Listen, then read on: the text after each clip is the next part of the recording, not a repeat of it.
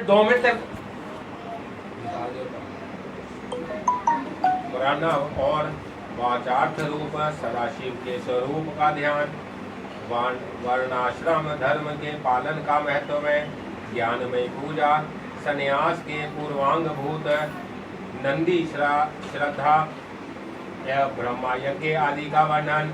श्री सकंद ने कहा, महाभाग मुनीश्वर वामदेव, तुम्हें साधुवाद है, क्योंकि तुम भगवान शिव के अत्यंत भक्त हो और शिव तत्व के ज्ञाताओं में सबसे श्रेष्ठ हो। तीनों लोकों में कहीं कोई ऐसी वस्तु नहीं है जो तुम्हें ज्ञात ना हो, तथापि तुम लोक पर अनुग्रह करने वाले हो, इसलिए तुम्हारे समक्ष इस विषय का वर्णन करूंगा। इस लोक में जितने जीव हैं वह सब नाना प्रकार के शास्त्रों से मोहित हैं। परमेश्वर की अति विचित्र माया से उन्हें परमार्थ से वंचित कर दिया है।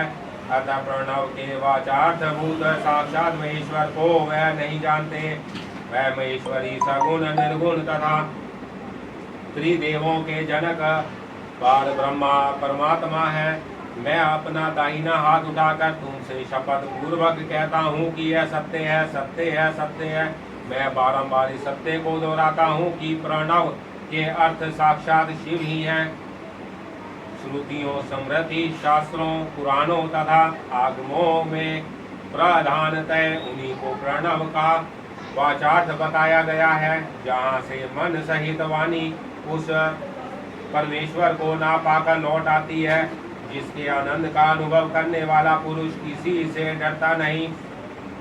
ब्रह्मा, विष्णु तथा इंद्र सहित यह संपूर्ण जगत है, भूतों और इंद्रियों समुदाय के साथ सर्वप्रथम जिससे प्रकट होता है, जो परमात्मा स्वयं किसी से और कभी भी उत्पन्न नहीं होता, जिसके निकट विद्युत सूर्य और चंद्रमा का प्रकाश काम नहीं देता, तथा जिसके प्रकाश से ही यह संपूर्ण जगत सब ओर से प्रकाशित होता है, वह पर ब्रह्मा परमात्मा संपूर्ण ईश्वरों से संपन्न होने के कारण स्वयं ही सर्वेश्वर शिव नाम धारण करता है।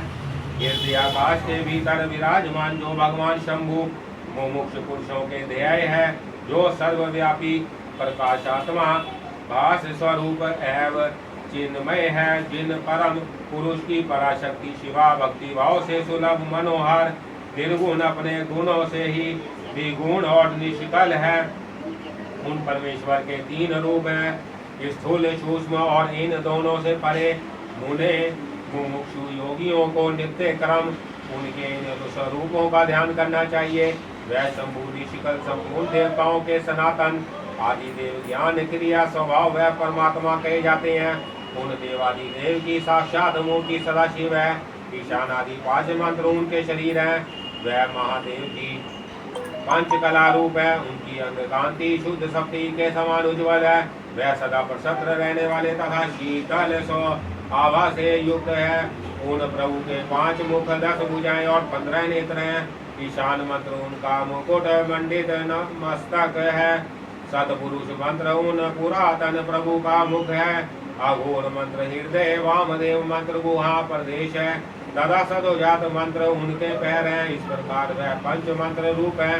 वह ही साक्षात साकार और निराकार परमात्मा है। सर्वज्ञ सर्वज्ञाता आदि 6 शक्तियां उनके शरीर के 6 अंग हैं। वह शब्द आदि शक्तियों से सपूरित हृदय कमल के द्वारा सुशोभित है। वाम भाव में मनो न मणि नामक अपनी शक्ति से विभूषित है। अब मैं मंत्र आदि 6 प्रकार के अर्थों को प्रकट करने के लिए जो अर्थोपास पन्यास की पद्धति है, उसके द्वारा प्रणव के समष्टि और व्यक्तिष्ठ संबंधी भावार्थ का वर्णन करूंगा, परंतु पहले उपदेश का क्रम बताना उचित है, इसलिए उसी को सुनो मुने। इस मानव लोक में 4 वर्ण प्रसिद्ध हैं। उनमें से जो ब्राह्मण, क्षत्रिय और वैश्य यह 3 वर्ण हैं, उन्हीं का वैदिक आचार से संबंध है।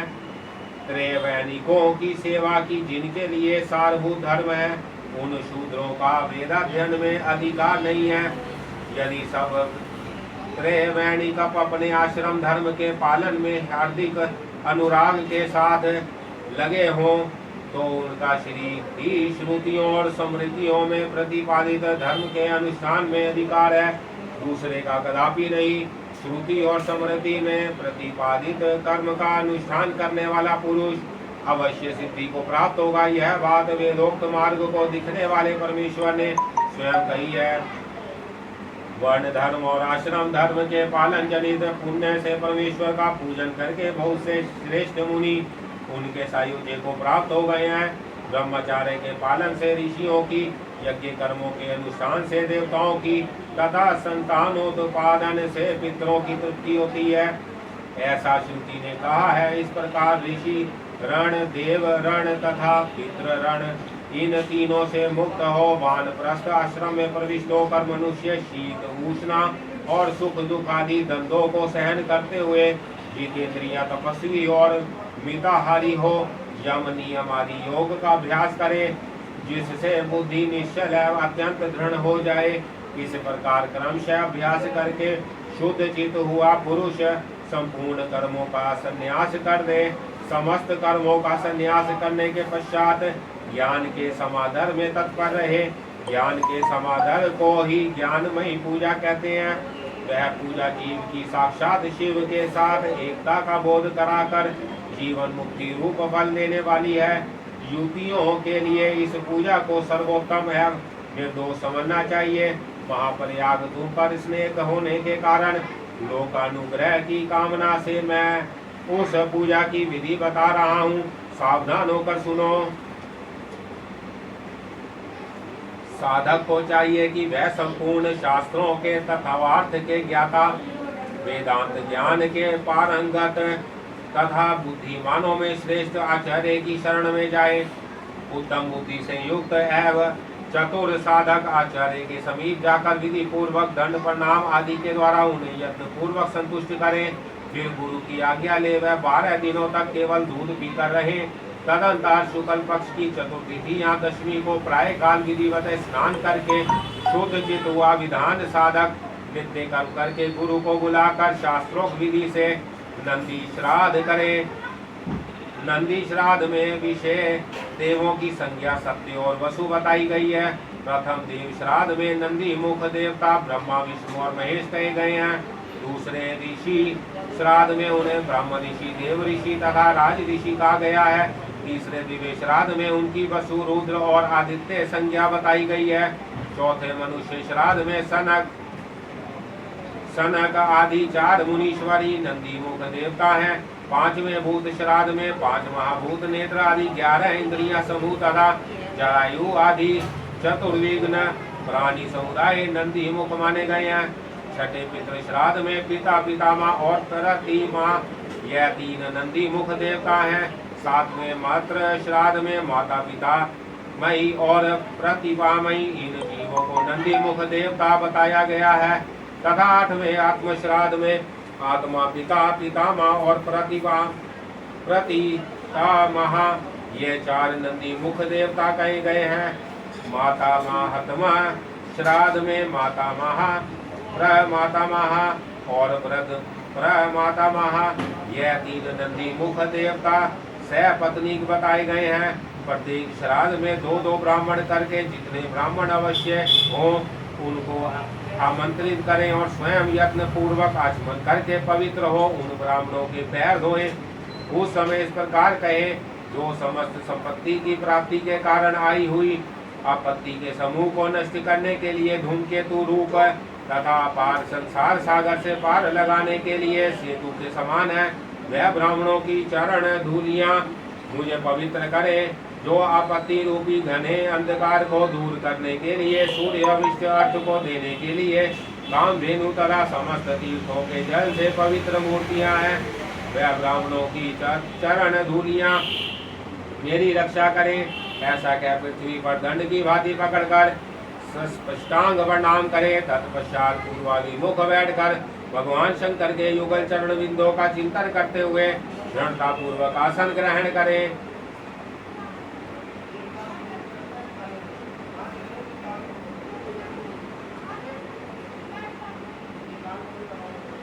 ऐसा कह पृथ्वी पर दंड की भांति पकड़कर स्पष्टांग प्रणाम करे। तत्पश्चात पूर्वाभिमुख बैठकर भगवान शंकर के युगल चरण बिंदों का चिंतन करते हुए दृढ़ता पूर्वक आसन ग्रहण करें। हाथ में पवित्र हीले शुद्ध हो नूतन यज्ञोपवीत धारण कर तीन प्रकार प्रणाम करे, तदंतर तिथि आदि का स्मरण करके इस प्रकार संकल्प करे, मेरे संन्यास का अंगभूत जो पहले विश्वदेव का पूजन, फिर देवादिदेव अष्टविधि श्राद्ध तथा अंत में माता महा श्राद्ध है, उसे आप लोगों की आज्ञा लेकर मैं प्रणव की विधि से संपत्र करूंगा।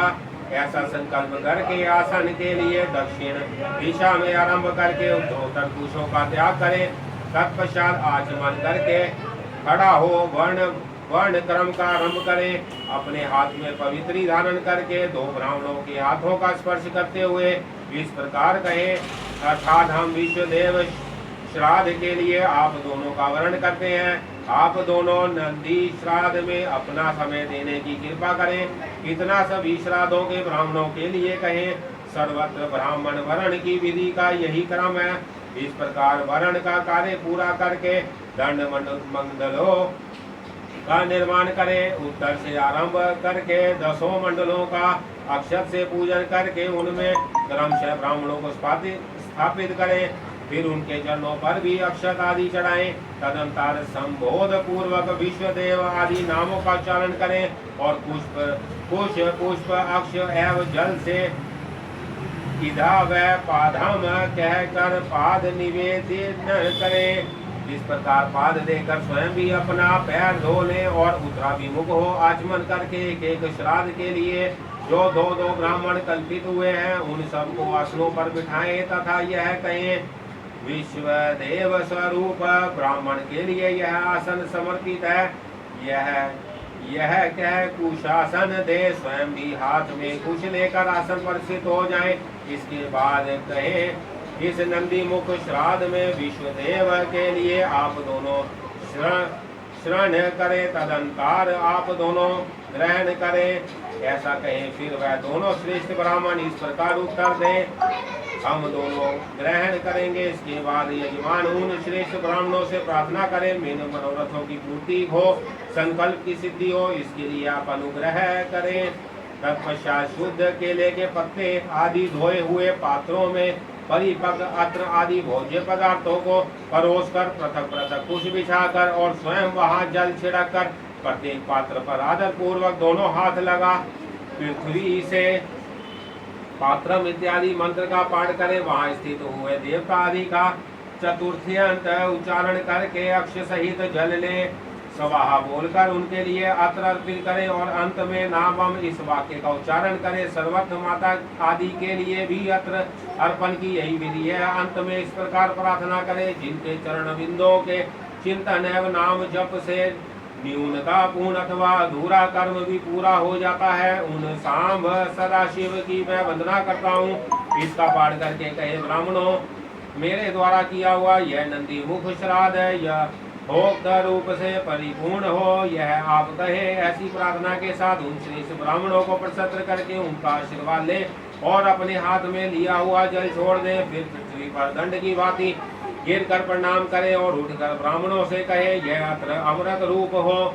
फिर उदार चेत साधक हाथ जोड़ अत्यंत प्रसन्नता पूर्वक प्रार्थना करे।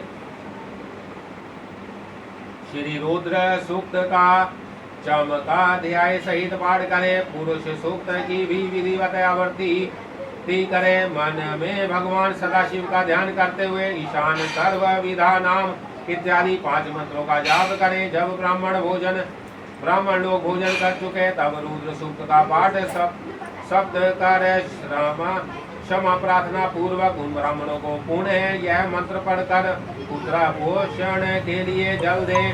तदंतर हाथ पैर धो आचमन करके पिंडदान के स्थान पर जाएं। वहां पूर्वाभिमुख बैठकर मौन भाव से 3 बार प्रणाम करें। इसके बाद मैं नंदी मुख श्राद्ध का अंगभूत पिंडदान करूंगा। ऐसा संकल्प करके दक्षिण से लेकर उत्तर की ओर 9 रेखाएं खींचें और उन रेखाओं का क्रमशः 12-12 पूर्वाग्र कुश बिछाएं। फिर दक्षिण की ओर से देवता आदि के 5 स्थानों पर चुपचाप अक्षत और जल छोड़े। पितृवर्ग के 3 स्थानों का क्रमशः अक्षत जल छोड़कर 9वें माता महादी के स्थान पर भी मार्जन करें।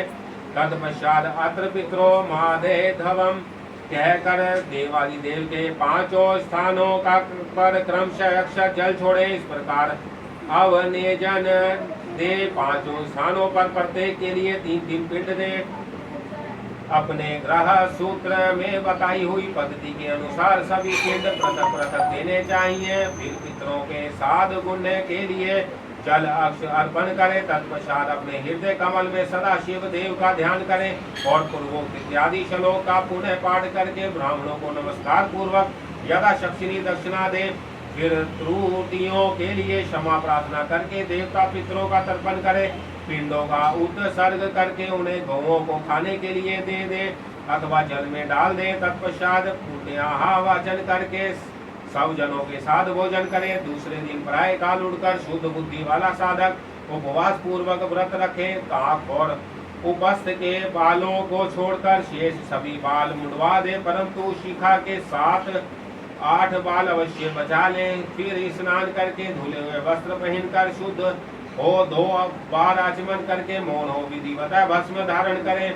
पुण्यावाहन करके उससे अपने आप का प्रोक्षण कर बाहर भीतर से शुद्ध होम द्रव्य और आचार्य की दक्षिणा के द्रव्य को छोड़कर शेष सभी द्रव्य महेश्वरपण बुद्धि से ब्राह्मणों और विशेष शिव भक्तों को बांट दे। तदंतर गुरु रूपधारी शिव के लिए वस्त्र आदि की दक्षिणा दे।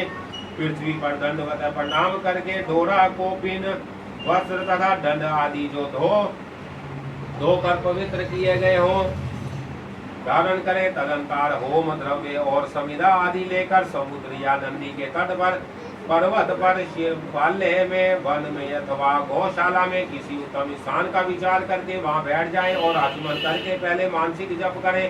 फिर ओम नमो ब्राह्मणे इस मंत्र का 3 बार जप करके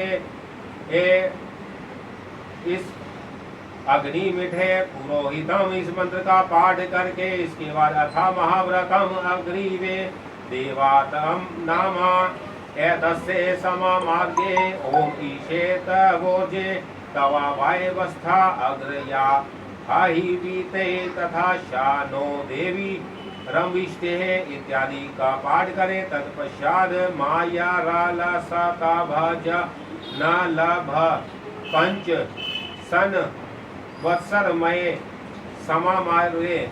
समामार्थ अर्थ शिक्षा प्रवश्यामी ब्रधिर देज अथातो धर्म जिज्ञासा अथातो ब्रह्म जिज्ञासा इन सब का पाठ करें। तदंतर यथासंभव वेद पुराण आदि का स्वाध्याय करें।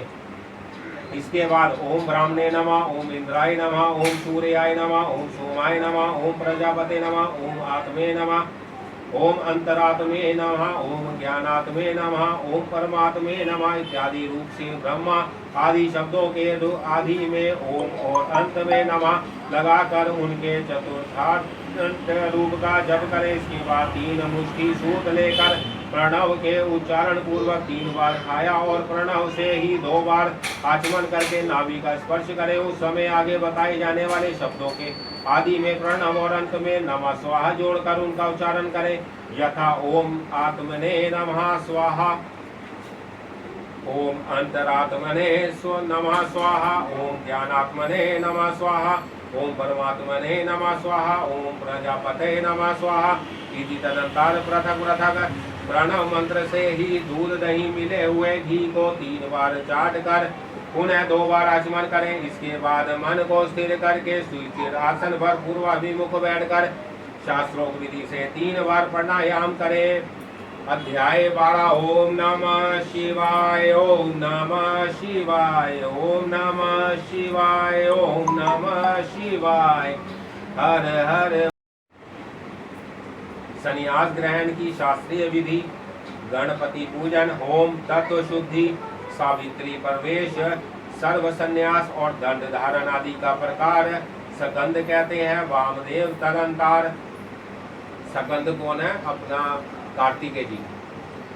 तदंतर मध्या काल में स्नान करके साधक अपने मन को वश में रखते हुए गंध पुष्प और अक्षत आदि पूजा द्रव्यों को ले आए और नेतृत्व कोण में देव पूजित विघ्नराज गणेश की पूजा करें। गणनाथवा इत्यादि मंत्र से विधि पूर्वक गणेश का आवाहन करें। आवाहन के पश्चात उनके स्वरूप का इस प्रकार ध्यान करना चाहिए। उनकी अंग कांति लाल है, शरीर विशाल है, सब प्रकार के आभूषण उनकी शोभा बढ़ा रहे हैं। उन्होंने अपने कर कमलों में क्रमशः पाश, अंकुश, अक्षमाला तथा वर नामक मुद्राएं धारण कर रखी है।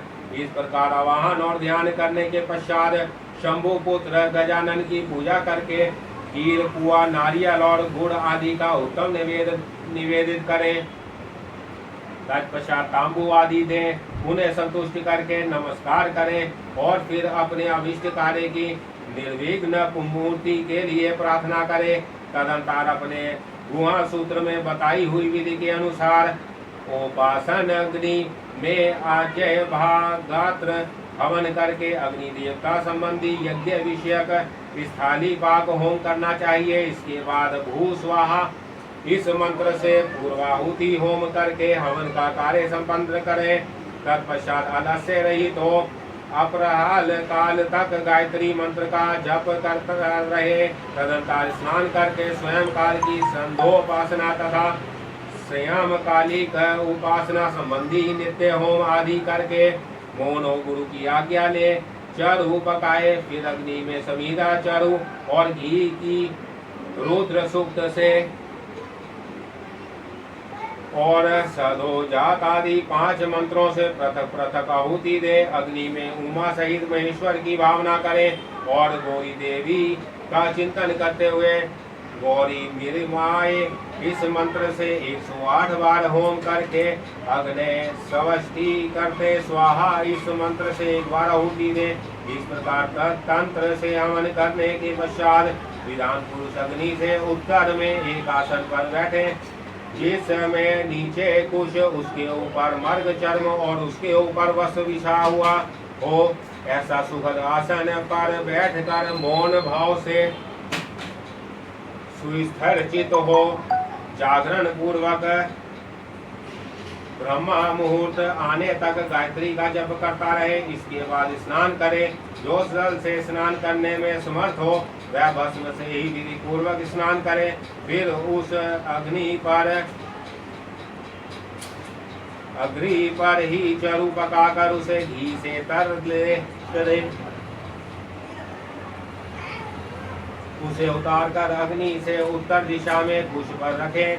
पुनः घी को चूरू को मिश्रित करें। इसके बाद व्याहृति मंत्र, रुद्र सूक्त तथा सदोजात आदि 5 मंत्रों का जप करें और इनके द्वारा एक एक आहुति भी दे। चित्त को भगवान शिव के चरणाबिंदों में लगाकर प्रजापति, इंद्र, विषयदेव और ब्रह्मा के लिए एक एक आहुति दे।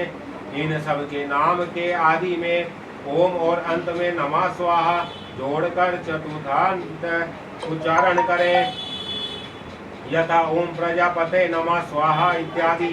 तत्पश्चात पुण्यावाहन कराकर अग्ने स्वाहा इस मंत्र से अग्नि के मुख में आहुति देने तक का कार्य संपन्न करें।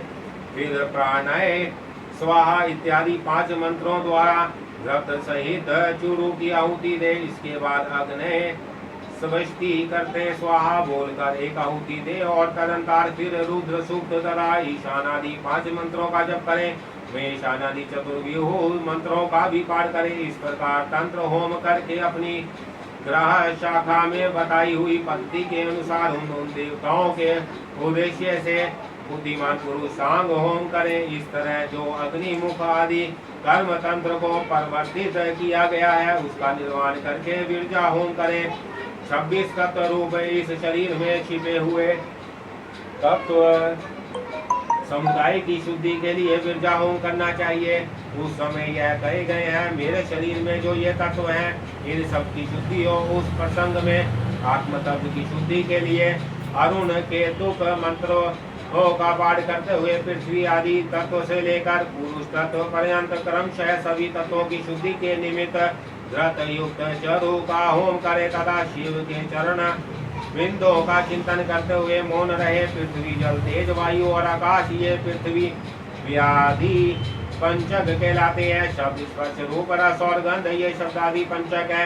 वाक, पानी, वाद, वायु तथा उपस्थ ये वाग भी पंचक है। श्रोत्र, नेत्र, नसिका, रसना और तत्वक ये श्रोत्रादि पंचक हैं। शिर, पाश, पृष्ठ और उदर, ये 4 हैं। इन्हीं में जांघों को भी जोड़ ले। फिर त्वक आदि 7 धातुएं हैं। प्राण, अपान आदि 5 वायुओं को प्राणी दी पंचक कहा गया है। अक्रम यादि 5 केशों को कोश पंचक कहते हैं। उनके नाम इस प्रकार हैं: अत्रमय, प्राणमय, मनोमय, विज्ञानमय और आनंदमय। इनके सिवा मन, चित्त, बुद्धि, अहंकार, ख्याति, संकल्प, गुण, प्राकृतिक और पुरुष। भक्तों मन को प्राप्त हुए पुरुष के लिए भोग काल में जो 5 अंतरंग साधन है उन्हें तत्व पंचक कहा गया है। उनके नाम ये है: नियति, काल, राग, विदा और काल। ये 5 माया से उत्पन्न है। माया तू प्राकृति विधाता। इस श्रुति में प्राकृति की ही माया कही गई है। उसी से ये तत्व उत्पन्न हुए हैं, इसमें संशय नहीं है। काल का स्वभाव ही नियति है, ऐसा श्रुति का कथन है। यह नियति आदि जो 5 तत्व है इन्हीं को पंचक कहते हैं। इन 5 तत्वों को ना जानने वाला विधान भी मूढ़ ही कहा गया है। नियति प्राकृतिक से नीचे है और यह पुरुष प्राकृतिक से ऊपर है। जैसे कौए की एक ही आंख उसके दोनों गोलकों में घूमती रहती है, उसी प्रकार पुरुष प्राकृतिक और नियति दोनों के पास रहता है। यह विदा तत्व कहा गया है। शुद्ध विदा में ईश्वर, सदाशिव, शक्ति और शिव, इन 5 को शिव तत्व कहते हैं। ब्राह्मण, प्राणज्ञ ब्राह्मण, इस श्रुति के वाक्य से यह शिव तत्व ही प्रतिपादित हुआ है। मुनीश्वर पृथ्वी से लेकर शिव पर्यंत जो तत्व समूह है उसमें से प्रत्येक को क्रमशः अपने कारण में लीन करते हुए उसकी शुद्धि करो। पृथ्वी आदि पंचक, शब्दादि पंचक, वागदीप पंचक, श्रोत्रादीप पंचक,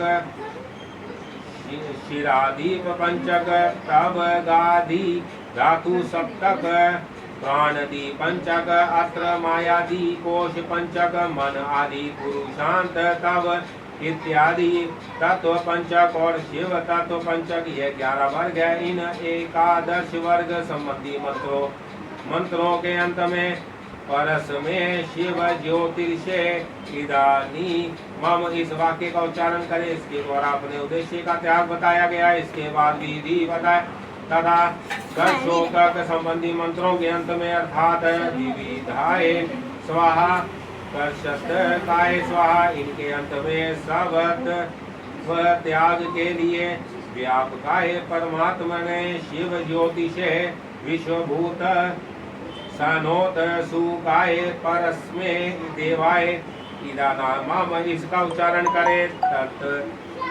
तप्त शत उत्तिष्ठ ब्राह्मण सप्ते देवयंतस देवमहे उपप्रा यंतु मरुत सुदानव इंदु प्रा शुभर्वा साचा। इस मंत्र के अंत में विश्व रूपाय पुरुषाय ओम स्वाहा बोलकर सब तव त्याग के लिए लोकत्रय व्यापी ने परमात्मा ने शिवाय नामम का उच्चारण करे। तदंतर अपनी शाखा में बताई हुई विधि से पहले तंत्र कर्म का संपादन करके व्रत मिश्री का चुरु का प्रशासन एवं आचमन करने के पश्चात पुरोधाचार्य को सवर्ण आदि से संपत्र समुचित दक्षिणा दे।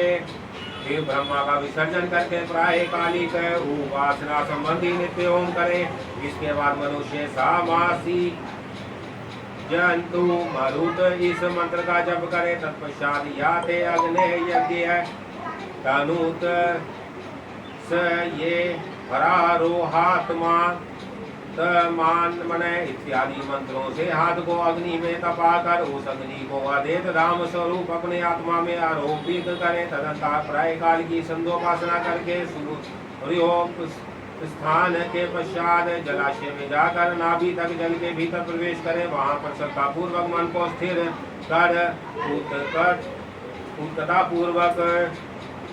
उत्सुकता पूर्वक वेद मंत्रों का जप करें। जो अग्निहोत्र हो वह स्थापित अग्नि में प्रजापत्य करे तथा वेदोक्त वेशा नर पाग होम करके उसमें अपना सब कुछ दान करे। पूर्वोक्त रूप से अग्नि का आत्मा में आरोप करके ब्राह्मण घर से निकल जाए मुनीश्वर, फिर वह साधक निमांकित रूप से सावित्री प्रवेश करे। ओम भू सावित्री प्रवेश यामी। ओम तत्स वितुर्भवेरण्य। ओम भुवा सावित्री प्रवेशयामि भार्गो देवस्य धीमहि। ओम सवा सावित्री प्रवेशयामि धियो यो न प्रचोदया। ओम भूर्भुवः स्वाहा सावित्री प्रवेशयामि तत्स विदुर्वरेण्ये भार्गो देवस्य धीमहि धियो यो न प्रचोदया।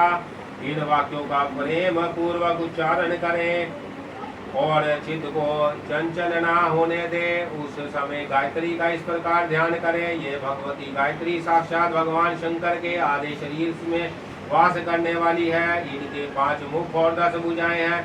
यह 15 नेत्रों से प्रकाशित होती है। नूतन रत्नमय किरीट से जगमगाती हुई चंद्रलेखा इनके मस्तक को विभूषित करती है। इनकी अंग कांति शुद्ध स्फटिक मणि के समान उज्जवल है। यह शुभ लक्षण देवी अपने 10 हाथों में एक प्रकार के आयुध धारण करती है। हार के ऊर बाजूबंद कड़े करधनी और नुपुर आदि आभूषणों से उनके अंग विभूषित है। इन्होंने दिव्य वस्त्र धारण कर रखा है। इनके सभी आभूषण रत्न निर्मित है। विष्णु ब्रह्मा देवता ऋषि तथा गंधर्वराज और मनुष्य ही सदा इनका सेवन करते हैं। यह सर्वव्यापिनी शिवा सदा शिवा देवी की मनोहारिणी धर्म पत्नी है। संपूर्ण जगत की माता, तीनों लोकों की जननी, त्रिगुणमय निर्गुणा तथा अजन्मा है। इस प्रकार गायत्री देवी के स्वरूप का चिंतन करते हुए शुद्ध बुद्धि वाला पुरुष ब्राह्मण तव आदि प्रदान करने वाली अजन्मा आदि देवी त्रिपदा गायत्री का जप करे। गायत्री आहुतियों से उत्पन्न हुई है और उन्हीं में लीन होती है। व्याहतियां प्रणव से प्रकट हुई है और प्रणव में ही लय को प्राप्त होती है। प्रणव संपूर्ण वेदों का आदि है।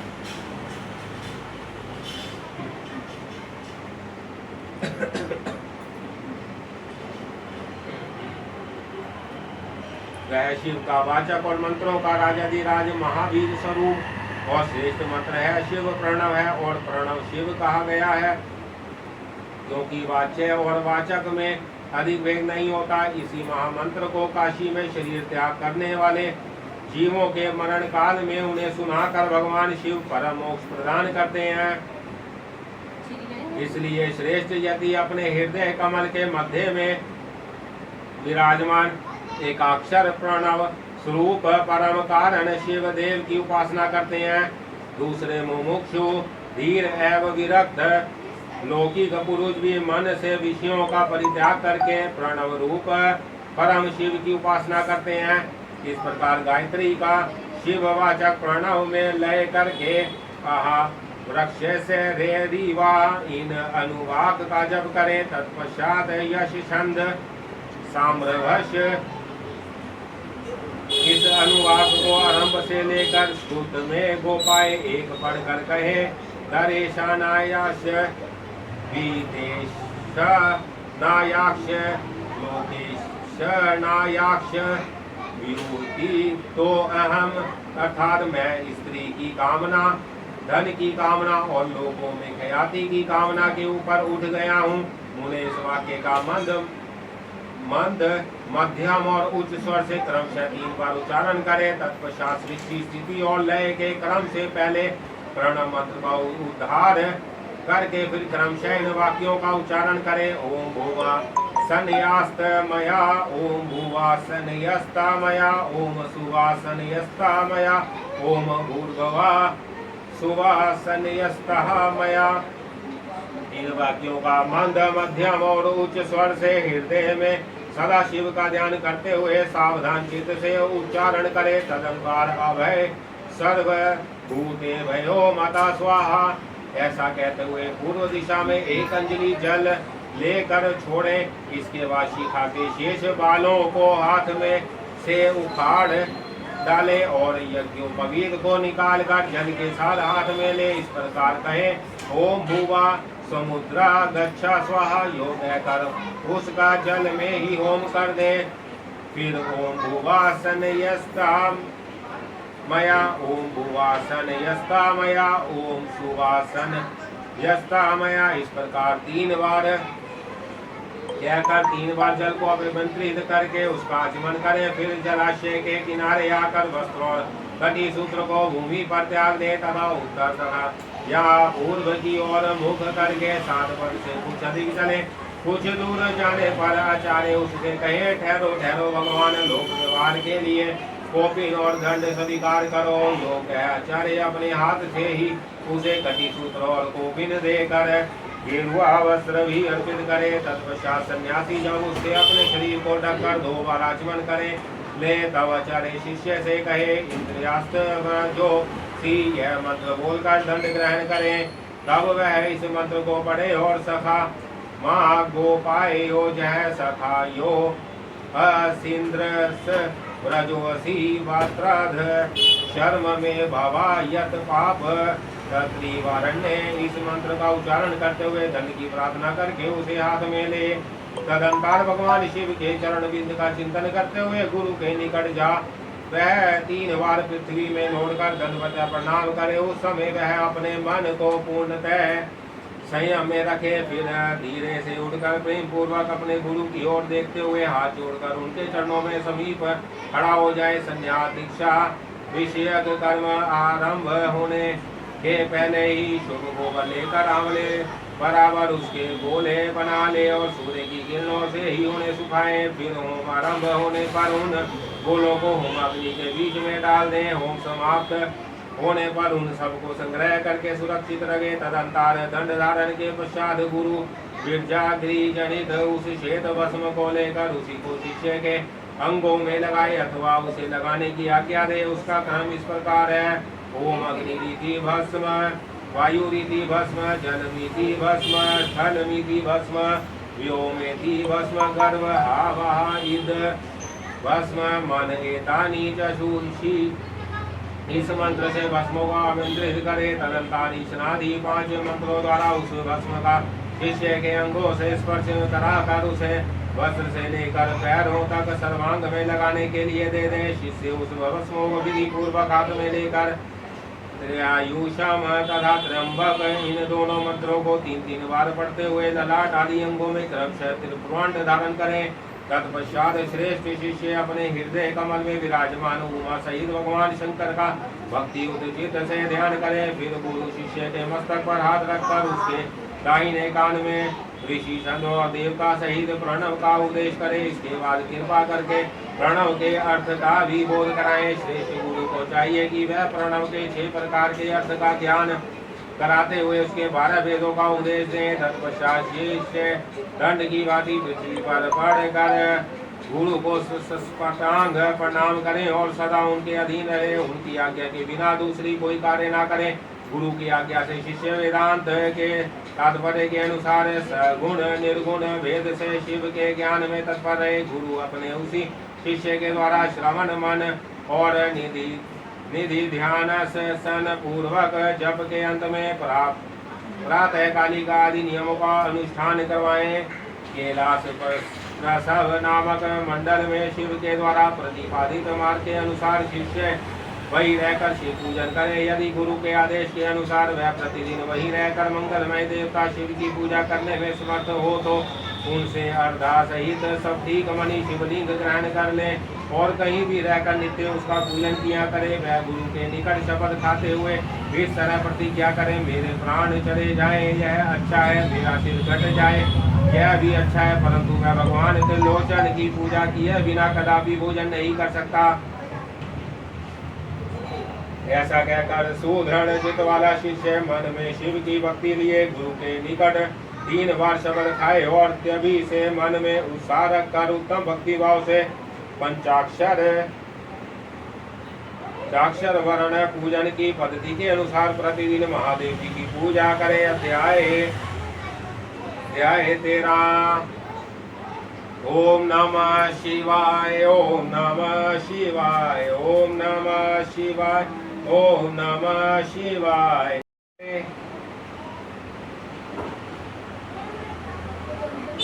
प्रणव के अर्थों का अर्थ विवेचन। वागदेव जी बोले, भगवान षडानन संपूर्ण विज्ञानमय अमृत के सागर, समस्त देवताओं के स्वामी महेश्वर के पुत्र, प्राणात हित के भजन। कार्तिकेय, आपने कहा कि प्रणव के 6 प्रकार के अर्थों का परिज्ञान अविष्ट वस्तु को देने वाला है। यह 6 प्रकार के अर्थों का ज्ञान क्या है प्रभु? वह 6 प्रकार के अर्थ कौन कौन से हैं और उनका परिज्ञान क्या वस्तु है, उनके द्वारा प्रतिपाद वस्तु क्या है और उन अर्थों का परिज्ञान होने पर कौन सा फल मिलता है? पार्वती नंदन, मैंने जो जो बात पूछी है उन सब का सम्यक रूप से वर्णन कीजिए। सुब्राह्मणे सकंद बोले, मुनि श्रेष्ठ, तुमने जो कुछ पूछा है उसे आदर पूर्वक सुनो।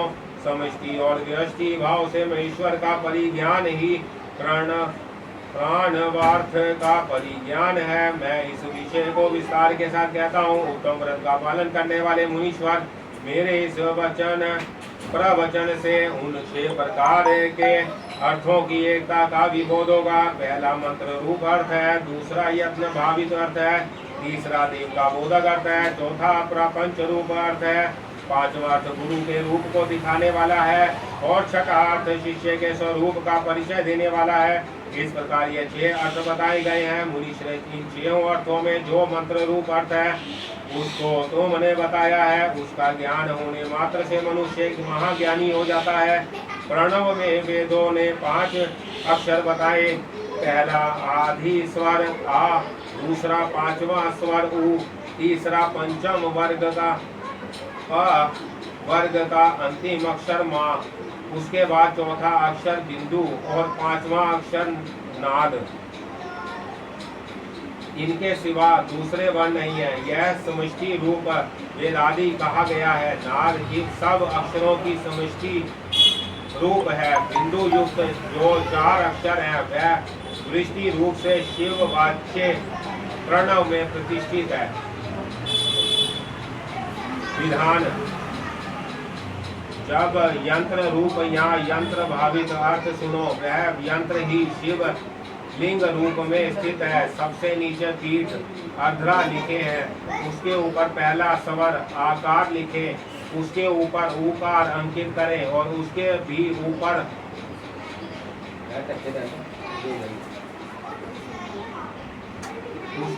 आकार अंकित करें और उसके भी ऊपर वर्ग का अंतिम अक्षर मकार लिखे। मकार के ऊपर अनुस्वार और उसके भी ऊपर अर्धचंद्राकार नाद अंकित करें।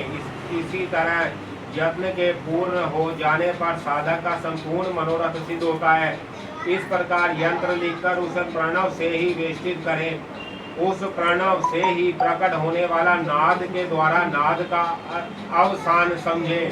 मुने, अब मैं देवता रूप तीसरे अर्थ को बताऊंगा जो सर्वत्र गूढ़ है। वामदेव, तुम्हारे स्नेहवश भगवान शंकर के द्वारा प्रतिपादित उस अर्थ का मैं तुमसे वर्णन करता हूँ। सदोजात प्रातधामी, यहाँ से आरंभ करके सदा शिवोत्तम तक जो 5 मंत्र हैं, श्रुति ने प्रणव को इन सब का वाचक कहा है। इन्हें ब्रह्मा रूपी 5 सूक्ष्म देवता समझना चाहिए। इन्हीं का शिव की मूर्ति के रूप में भी विस्तार पूर्वक वर्णन है। शिव का वाचक मंत्र शिव मूर्ति का भी वाचक है, क्योंकि मूर्ति और मूर्तिमान में अधिक भेद नहीं है। ईशान मुकुटों पेत इस श्लोक से आरंभ करके पहले इन मंत्रों द्वारा शिव के विग्रह का प्रतिपादन किया जा चुका है। अब उनके 5 मुखों का वर्णन सुनो। पंचम मंत्र ईशान सर्वविधा नमा को आदि मानकर वहां से लेकर ऊपर के सदोजात मंत्र तक क्रमशः एक चक्र में अंकित करें। फिर सदोजात से लेकर ईशान मंत्र तक क्रमशः उसी चक्र में अंकित करें। यही 5 भगवान शिव के 5 मुख बताए गए हैं। पुरुष से लेकर सदोजात तक जो ब्रह्मा रूप 4 मंत्र हैं, वह ही महेश्वर देव के चतुर्व्यूह पद पर प्रतिष्ठित है। ईशान मंत्र सदोजात आदि 5 मंत्रों का समिष्ट रूप है। मुने, पुरुष से लेकर सदोजात तक जो 4 मंत्र है वह ईशान देव के व्यवस्थित रूप है। इसे अनुग्रहमय चक्र कहते हैं। यही पंचार्थ नाम का कारण है। यह सूक्ष्म निर्विकार अनामय पार ब्रह्मा स्वरूप अनुग्रह भी दो प्रकार का है। एक तो तिरोभाव आदि 5 कृत्यों के अंतर्गत है, दूसरा जीवों को कार्य कारण आदि के बंधनों से मुक्ति देने में समर्थ है। यह दोनों प्रकार का अनुग्रह सदाशिव का ही विविध कृत्य कहा गया है। मुनि अनुग्रह से भी सृष्टि आदि कृत्यों का योग होने से भगवान शिव के 5 कृत्य माने गए हैं। इन 5 कृत्यों में भी सदोजात आदि देवता प्रतिष्ठित बताए गए हैं। वह 5 पार ब्रह्म स्वरूप तथा सदा ही कल्याणदायक है। अनुग्रहमय चक्र शांतित काल रूप है। सदाशिव से अधिष्ठा होने के कारण उसे परम पद कहते हैं। शुद्ध अंतकरण करने वाले सन्यासियों को मिलने योग्य पद यही है। जो सदाशिव के लिए उपासक है और जिनका चित्त प्रणव तो उपासना में संलग्न है, उन्हें भी इसी पद की प्राप्ति होती है। इसी पद को पाकर मुनीश्वर गण उन ब्रह्मा रूपी महादेव जी के साथ प्रचुर दिव्य भोगों का भोग करके महाप्रलय काल में शिव की समता को प्राप्त हो जाते हैं। वह मुक्त जीव फिर कभी संसार सागर में नहीं गिरते। इस सनातन श्रुति ने इसी अर्थ का प्रतिपादन किया है। शिव का आश्चर्य भी है समिष्टि रूपी है। अर्थ वेद की श्रुति भी कहती है कि वह संपूर्ण ऐश्वर्य से संपन्न है। संपूर्ण ऐश्वर्य प्रदान करने वाली शक्ति सदाशिव में ही बताई गई है। चमकाध्याय के पद से यह सूचित होता है कि शिव से बढ़कर दूसरा कोई पद नहीं है। ब्रह्मा पंचक के विस्तार को ही पंचाक्षर कहते हैं। इन 5 ब्रह्मा मूर्तियों से ही निवृत्त आदि 5 कलाएं हुई हैं। वह सब के सब सूक्ष्म रूप स्वरूपनी होने से कारण रूप में विख्यात है। उत्तम व्रत का पालन करने वाले वांगदेव इस स्थूल रूप से प्रकट जो यह जगत प्रपंच है, इसको जैसे 5 रूपों द्वारा व्यापक कर रखा है। वह ब्रह्मा अपने उन 5 रूपों के साथ ब्रह्मा पंचक नामक धारण करता है। मुनि श्रेष्ठ पुरुष श्रवण वाणी शब्द और आकाश इन 5 को ब्रह्मा ने ईशान रूप में व्यापक कर रखा है। मुनीश्वर प्राकृतिक तत्व त्वचा पानी स्पर्शा और वायु इन 5 को ब्रह्मा ने ही पुरुष रूप से व्यापक कर रखा है। अहंकार नेत्र पैर रूप और अग्नि ये 5 अघोर रूपी ब्रह्मा से व्यापक हैं। बुद्धि रसना वायु रस और जल ये वामदेव रूपी ब्रह्मा से नित्य व्यापक रहते हैं। मन नसिका उपस्थ गंध और पृथ्वी ये 5 सदोजात रूपी ब्रह्मा से व्यापक है। इस प्रकार यह जगत है पंच ब्रह्मा स्वरूप है। यत्न रूप से बताया गया जो शिव वाचक प्रणव है वह नाद पर्यंत 5 वर्णों का समष्टि रूप है तथा बिंदु युक्त जो 4 वर्ण है वह प्रणव के सृष्टि रूप है। शिव के उपदेश किए हुए मार्ग से उत्कृष्ट मंत्राधिराज शिव रूपी प्रणव का पूर्वोक्त यत्न रूप से चिंतन करना चाहिए। अध्याय 14 ओम नमः शिवाय ओम नमः शिवाय ओम नमः शिवाय ओम नमः शिवाय हर हर बोलो नमः शिवाय।